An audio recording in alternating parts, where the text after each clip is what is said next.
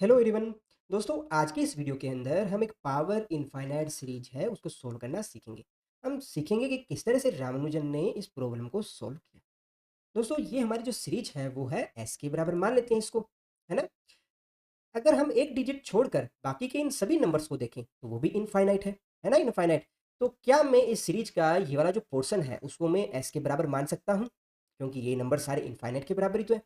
तो अगर एस के बराबर मान सकते हैं तो मैं इसको कुछ इस तरह से लिख सकता हूँ, S equals to under roots two की पावर एस, ऐसा लिखा जा सकता है ना।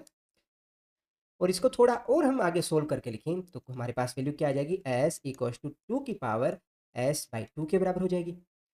और इसे आगे सोल्व करने के लिए हम बोथ साइड लॉग ले लेते हैं, लॉग एस इक्वल्स टू यहाँ पर S log under roots to.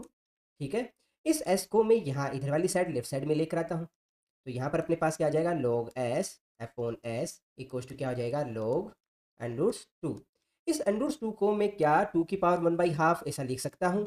आप कहेंगे भाई लिखा जा सकता है, ठीक है। और इस एस को भी क्या मैं ऐसा लिख सकता हूँ, देखिए एस को मैं लिख रहा हूँ multiply by one by S, ऐसा लिखा जा सकता है ना। तो क्या इसको भी मैं कुछ ऐसा लिख सकता हूँ, लॉग एस की पावर वन बाई एस, है ना। क्योंकि हम जानते हैं ए लॉग बी है, इसको आप लिख सकते हो log b की पावर a, ऐसा लिखा जा सकता है। इसी प्रकार से राइट साइड में आ जाएगा log 2 की पावर 1/2, है ना। अब बोथ साइड से log है फिर से हटा देते हैं। तो जैसे ही आप log हटाएंगे तो अपने पास में वैल्यू क्या आ जाएगी, हमारे पास आ जाएगा s की पावर 1/s इक्वल्स टू किसके बराबर होगा, 2 की पावर 1/2।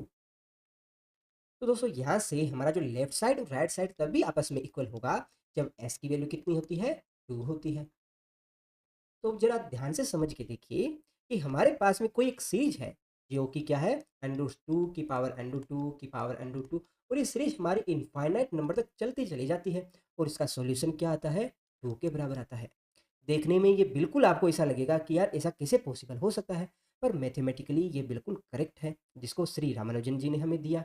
और उस समय के जो मैथमेटिशियन थे उन्होंने भी जब ये सॉल्यूशन देखा तो वो बिल्कुल अचंभे में रह गए कि ऐसा कैसे पॉसिबल होता है। तभी तो रामानुजन जी को दुनिया का सबसे ग्रेटेस्ट मैथमेटिशियन है वो कहा जाता है।